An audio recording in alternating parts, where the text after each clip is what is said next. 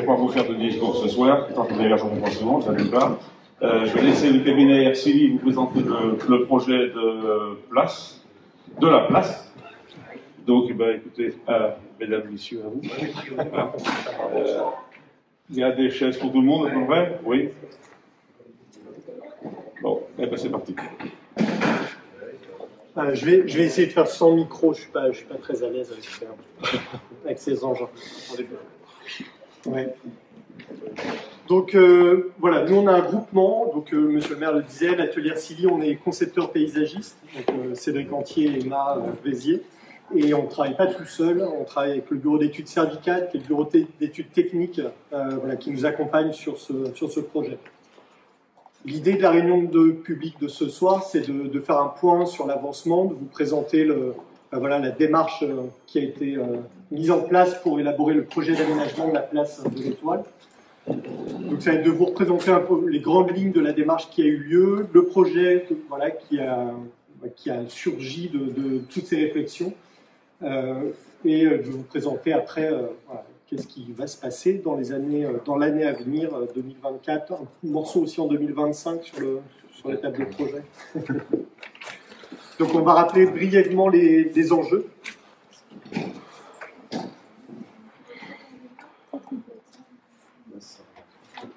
Ouais. Donc les grands enjeux de l'aménagement de la place de l'Étoile, alors je vais la place est située juste ici, avec une église qui est positionnée ici. Dans la réflexion, c'était bien l'aménagement du périmètre de la place, mais on a bien inscrit la réflexion dans un périmètre plus large, puisque c'est une place qui est traversée par plusieurs axes de déplacement automobile, mais aussi par pas mal de déplacements piétons, que ce soit vers les écoles, vers l'étang qui est sur la partie sud-ouest, ou vers le pôle médiathèque, bus, jardin sur la partie est, et le pôle scolaire avec la cantine et l'EHPAD, l'hôpital sur la partie nord. Donc, dans la réflexion, c'était bien d'inclure justement voilà, cette place de l'Étoile dans une réflexion autour des mobilités et des déplacements. Donc, en apaisant les circulations, en donnant plus de place aux piétons, en sécurisant vraiment les mobilités des plus jeunes en particulier. L'idée aussi, c'était de redonner une attractivité au centre-bourg, donc de lui redonner, voilà, de l'inscrire dans les enjeux contemporains. Donc, c'est à la fois voilà, garder la dynamique commerciale du cœur de bourg, remettre une place, une place à la nature en ville et à la végétation, essayer de désimperméabiliser les sols. Et puis de réussir à révéler vraiment cette place qui est aujourd'hui voilà, est un peu datée avec une l'ancienne fontaine. Voilà. Donc c'était vraiment de la réinscrire dans l'élégance ou dans les usages d'aujourd'hui. Et donc le dernier point, c'était l'activation des lieux. Donc c'était bien toute la réflexion qui a été menée, donc de réinscrire justement l'aménagement de la place dans les usages actuels, mais aussi de redonner un nouveau souffle. Bon, on le verra tout à l'heure au niveau des propositions d'aménagement, mais vraiment de redonner une place finalement à l'habitant, qui est un peu aujourd'hui en retrait par rapport à cet espace-là, qui est fortement marqué par la présence des véhicules. Voilà, sur les grandes lignes, on verra comment on a décliné tous ces principes au niveau du projet.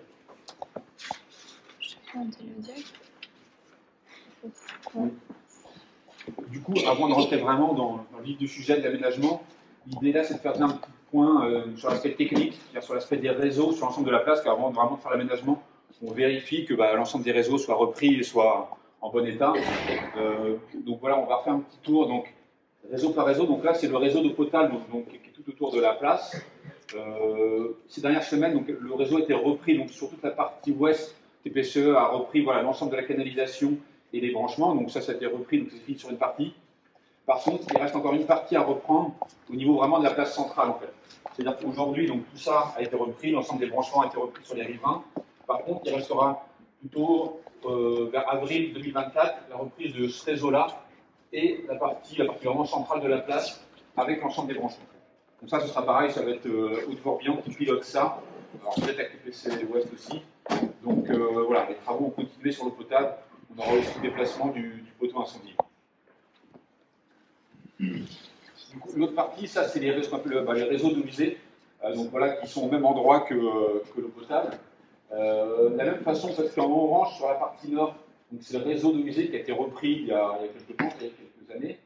Par contre, tout ce qu'on voit ici, c'est tout l'ancien, le réseau existant en fait, mais qui est assez ancien, assez vétuste, en fait, qui est bien abîmé, qui est en amiant de ciment. Donc l'ensemble de ce réseau doit être repris avant le démarrage des travaux en fait. Donc l'idée c'est qu'on puisse reprendre, on va étudier donc, la reprise de ce réseau là, à la fin d'année pour des travaux début d'année prochaine, donc à partir de février. Donc on va commencer par les réseaux de musée, après le potable et puis après la suite. Et donc il y aura une reprise aussi de chaque branchement, de chaque maison en eau usée. Et donc l'idée aussi par rapport à ça, c'est de pouvoir aussi régulariser chaque maison en fait. Parce que sur des maisons, il doit y avoir peut-être des problèmes entre l'eau usée, le pluvial qui va dans l'eau usée.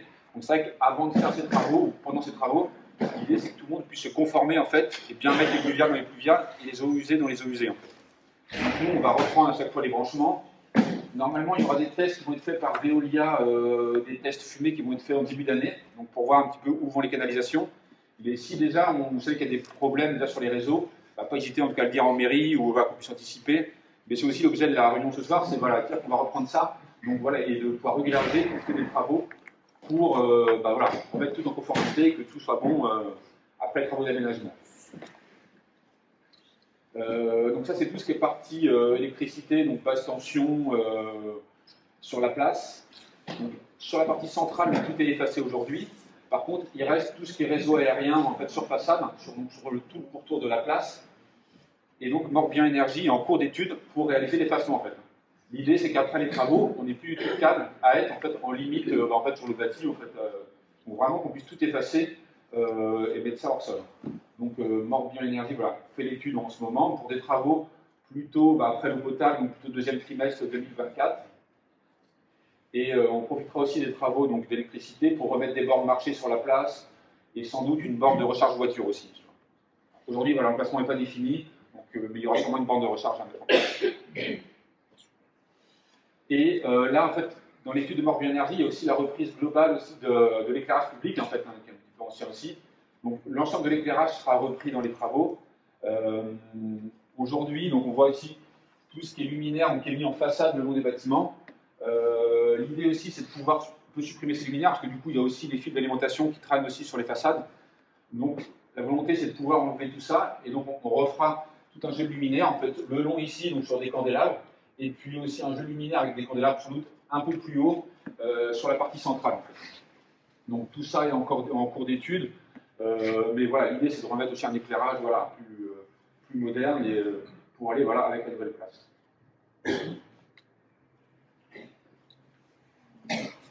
Du coup, je vais vous rappeler la démarche, mais je reconnais quelques personnes. Je pense qu'il y avait pas mal de gens qui étaient là aux ateliers participatifs. Donc, il y a eu 3 ateliers participatifs.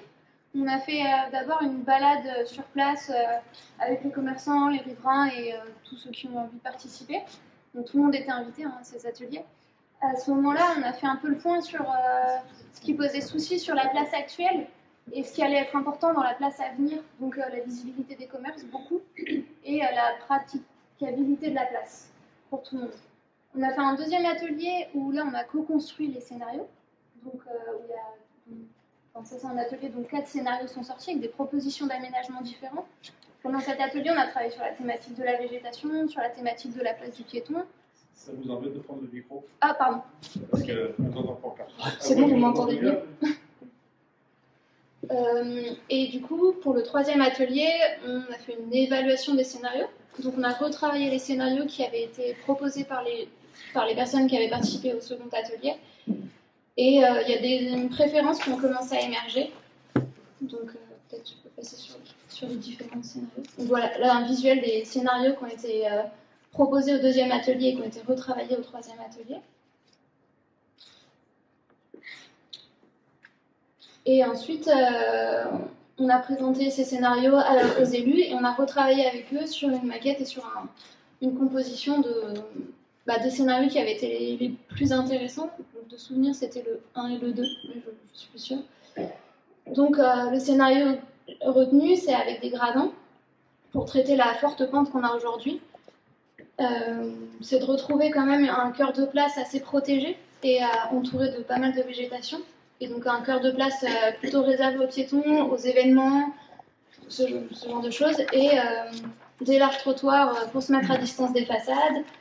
et une voirie un peu éloignée des façades pour voilà, favoriser les déplacements piétons, tranquilliser les déplacements à vélo et toujours mettre un peu en valeur les façades des commerces. Bon, ça répète un peu le principe général. Au sein de la place, ou en cœur de place, l'idée est venue petit à petit qu'on laisse un espace plus minéral, plutôt dédié aux événements de la ville, donc pourquoi pas les vides-greniers, le food truck, etc. Et un espace au sud un peu plus jardiné, un peu plus tranquille, pourquoi pas pour aller déjeuner quand on vient acheter son sandwich à la boulangerie ou voir d'autres usages qui n'existent pas encore forcément mais qui pourraient arriver.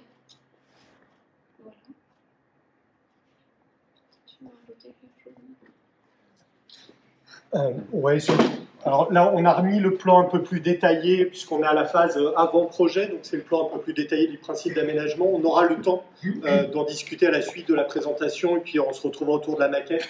Là, c'est le plan, et la maquette, en fait, illustre le même principe d'aménagement, mais c'est exactement ce que disait Emma, ce qu'on retrouve sur le principe d'aménagement. Donc sur la partie centrale avec les gradins, la partie jardin ici, les parties de circulation autour, où on retrouvera des places de stationnement de part et d'autre des voies à chaque fois, avec certainement la mise en place d'une zone bleue pour permettre une rotation des véhicules et d'avoir justement des places de stationnement qui servent aussi au commerce. Donc voilà, certainement les places du haut à proximité des commerces, et puis ici, cette rangée de places-là, certainement aussi, et puis des places peut-être un peu plus, entre guillemets, privatisées, ou qui seront, voilà, pas forcément en zone bleue, mais plutôt pour les riverains. Ça reste encore à déterminer au niveau du nombre de places affectées. Alors, pour éviter 1000 questions à ce sujet, il y a 5 places de moins qu'actuellement. Il y a 4 arrêts minutes qui n'existent pas aujourd'hui, donc pour les boulangeries. Voilà, s'il y a des questionnements sur le stationnement, voilà, il y a 5 de moins qu'aujourd'hui. Donc on reste quand même sur du stationnement important sur cette place. Voilà.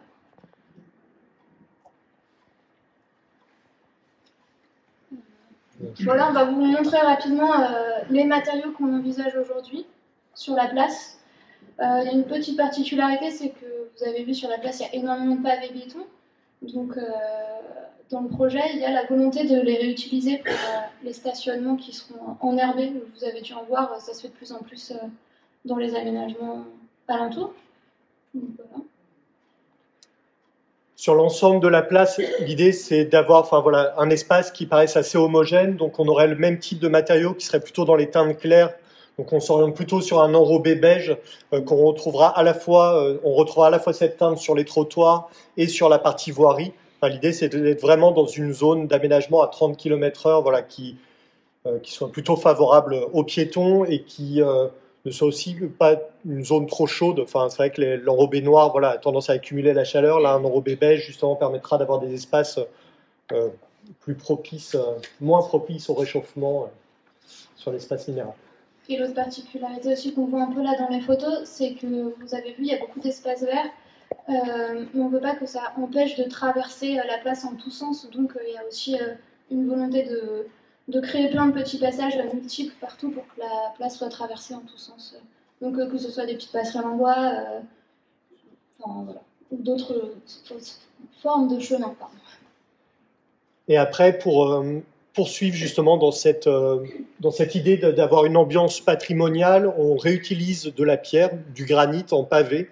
Vous le verrez tout à l'heure au niveau de la maquette par exemple, mais sur tous les seuils d'entrée aux habitations, sur tous les pieds de façade, en fait, ils vont être aménagés avec des seuils en pavé granit, et on va retrouver les gradins dont on parlait tout à l'heure, qui vont pouvoir permettre de mettre en scène l'espace central avec des murets en pierre. Donc il y a vraiment l'idée de réutiliser des matériaux assez qualitatifs pour redonner à cet espace ce qu'on recherche un peu dans les places de village, et ce qui anime un peu, ce qui fait la qualité aussi de nos villages, des petits villages ruraux bretons.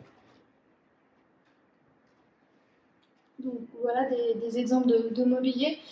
Pendant les ateliers, il y avait eu un certain questionnement sur la signalétique.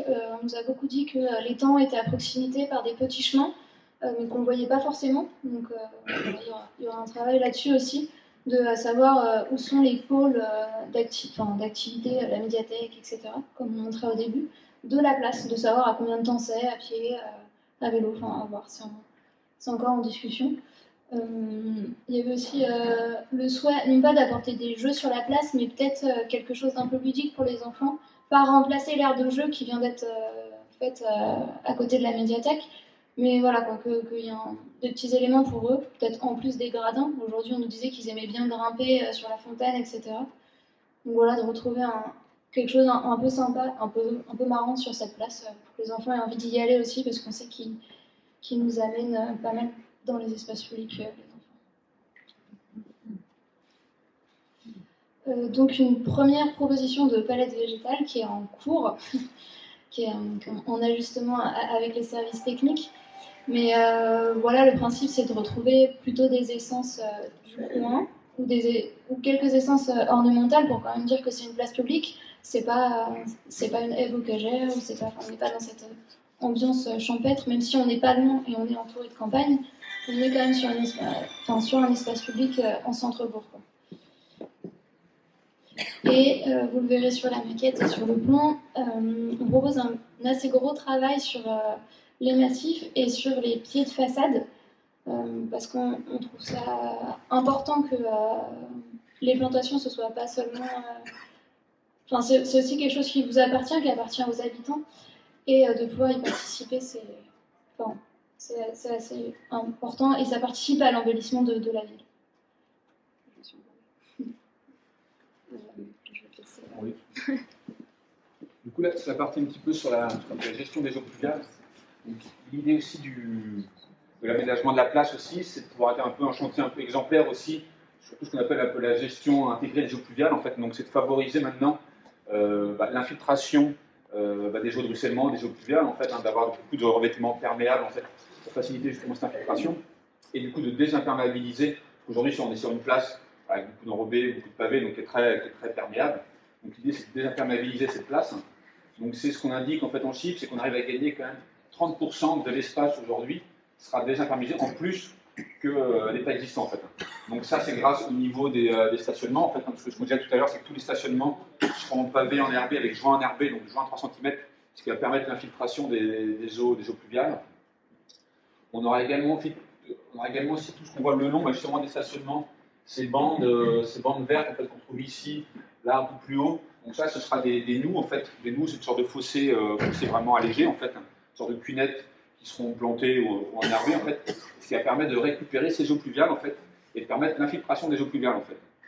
Parce que l'idée en fait dans l'aménagement, c'est pas d'amener toute l'eau en fait dans les réseaux qui sont déjà surchargés en fait, mais c'est d'abord que l'eau de ruisselle sur les trottoirs arrive dans les noues, puisse infiltrer et aussi amener de l'eau aux végétaux en fait, ça permet d'alimenter les végétaux, les arbres, et puis s'infiltrer. Et vraiment en cas de surplus, voilà, ici, ça va dans le réseau. Mais la première volonté, c'est déjà d'infiltrer les eaux pluviales en fait. C'est ce qu'on appelle la gestion intégrée des eaux pluviales, avec favoriser l'infiltration, limiter l'imperméabilisation et favoriser la gestion à la ressource.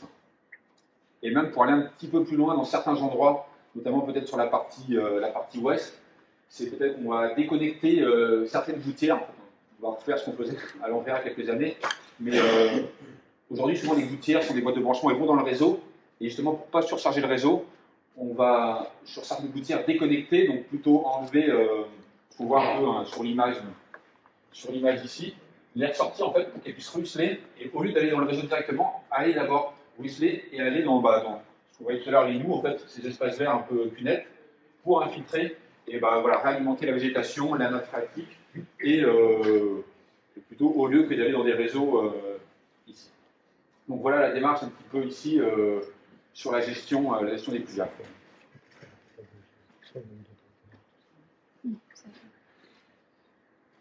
On va fonctionner après sur des questions-réponses. J'imagine qu'on balaye très vite justement pour essayer d'avoir un regard un peu transversal sur l'ensemble. Et puis je pense qu'il y aura peut-être des incompréhensions, des choses à préciser. Ce sera encore le temps. Là, l'idée, c'est justement dans toute cette démarche participative, on souhaitait la poursuivre dans cette dynamique de projet. Enfin, c'est vrai que l'idée de ce projet-là, c'est qu'il va transformer l'espace, mais l'espace ne fait pas tout. Il faut aussi transformer les usages. Et puis l'idée, c'est qu'il se passe des choses autour de cette place. Donc, on souhaitait poursuivre, au travers de deux grands. Ah oui, c'est après. Je me précipite un peu. Ouais, je te passe la parole avant. Juste avant. Sébastien va juste revenir sur la partie phase de travaux et sur les prochaines étapes. Oui, c'est ce que du coup là on est au rayon public. Donc l'idée de la fin d'année, c'est de faire la phase projet et pouvoir lancer l'appel d'offres mi-novembre pour voilà, choisir les entreprises pour la fin de l'année, avec des travaux à démarrer voilà, plutôt à partir de février 2024. Donc ce que je disais tout à l'heure, c'est que d'abord dans un premier temps, on va dire sur le premier semestre, ce sera d'abord les réseaux, donc les réseaux d'eau usée sur 2-3 mois, l'eau potable, et puis la partie Morbihan Énergie, donc tout ce qui est effacement de réseau. Donc là, ça devrait aller de février à juin-juillet. Le premier semestre, surtout la partie réseau, et à partir de septembre 2024, donc là, les travaux vraiment d'aménagement pur, voirie, voirie, bordure, espace vert. Donc plutôt voilà, deuxième semestre 2024, peut-être janvier 2005, après voir voilà, si ça déborde un peu. Mais grosso modo, c'est sur l'année 2024 qu'il y aura l'ensemble des travaux, en fait, sur une bonne année. Donc je reviens à ce que j'allais dire tout à l'heure avant que Sébastien me coupe la parole. Donc en fait, dans cette démarche de projet, l'idée c'est que ça puisse se continuer. Donc ça reste des propositions qui restent encore à voir en termes de concrétisation. Mais ce qu'on souhaiterait, c'est que justement cette phase de chantier qui va durer un peu de temps soit aussi une phase de compréhension par tous, à la fois par vous, les habitants, par les enfants. Par exemple, au travers de visites de chantier, c'est vrai que on l'a fait par exemple à Plénin-Trigavou où on a fait en fait une visite de chantier ouverte avec justement les classes de l'école qui ont pu à la fois comprendre ce qui se passait sous le sol et comprendre aussi les travaux spécifiques et les métiers en fait qui faisaient changer les espaces publics. Donc ça peut être au travers des visites de chantier, par exemple sur les parties où il y a des tractopelles, où il y a un peu de gros engins, mais ça peut être aussi par des chantiers de plantation.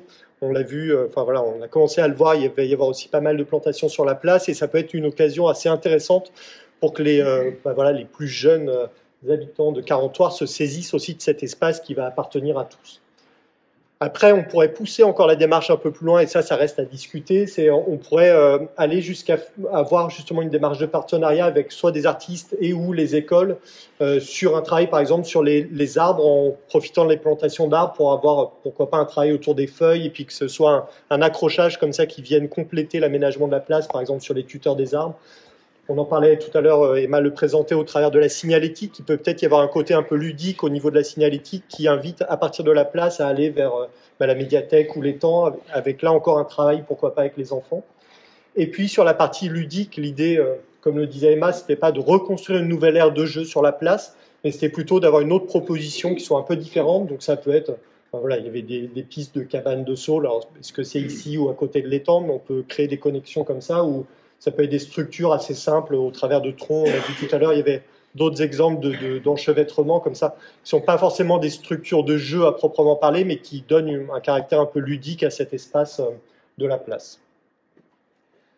Ça, c'était la partie un peu axée enfant, mais il y a une partie aussi un peu axée adulte. L'idée, c'est que sur la végétalisation, il y a une partie de la végétalisation qui est vraiment au cœur de la place avec la plantation d'arbres qui vont apporter de l'ombre, qui vont permettre de limiter justement la partie réchauffement sur ces espaces minéraux. Mais on souhaitait aller plus loin aussi en proposant la replantation des pieds de façade, alors que ce soit sous la forme d'espaces de vivaces qui accompagnent justement les entrées. Ça avait surgi des ateliers, ça n'a pas simplement surgi de notre tête. L'idée, c'était de redonner un côté un peu jardiné à cet espace, d'éviter d'avoir la façade d'habitation qui donne directement sur le trottoir de manière un peu abrupte, et finalement d'avoir ces espaces de transition qui sont un peu jardinés, qui donnent finalement un caractère habité à cet espace de cœur de boue. Et dans l'optique, ça serait d'aller un peu plus loin que des vivaces. Et s'il y a des riverains parmi vous ce soir, ce serait peut-être d'avoir des plantes grimpantes sur certaines façades pour ceux qui le souhaitent. Là, ce serait plutôt sur la démarche du volontariat, mais on pourrait mettre en place des structures, des treillis qui peuvent être assez élégants en ferronnerie, par exemple, sur lesquels peuvent courir des plantes grimpantes. Alors, pas forcément des glycines qui ont tendance à pousser de manière extrêmement vive. Ça, ce serait à travailler avec ceux qui sont partants. On peut trouver des hortensias grimpants, là, c'est des akebia qui sont des plantes qui, avec un feuillage, une pousse un peu moins rapide et assez élégante. Donc l'idée aussi de la réunion de public de ce soir, c'est d'échanger sur le projet, mais de voir aussi qui peut être partant pour, voilà, s'il y a des riverains parmi vous, pour pourquoi pas planter au pied de la façade et pourquoi pas des grimpantes, et pourquoi pas aussi s'inscrire justement dans la démarche d'entretien, puisque voilà, l'idée c'est qu'aussi l'ensemble de l'entretien de cette place ne soit pas que soutenu par la collectivité et puis les agents techniques, mais aussi que ce soit les riverains qui prennent soin du pied de leur façade et pourquoi pas un collectif d'habitants qui viennent entretenir. Je sais que c'est déjà des démarches qui sont mises en place, par exemple au travers du cimetière. Ça peut être aussi sur des lieux un peu clés qui sont la place centrale du village. Alors on a essayé de balayer un peu rapidement pour se donner justement du temps d'échange. On va revenir sur le plan et puis on peut aussi aller autour de la maquette s'il y a des questions particulières.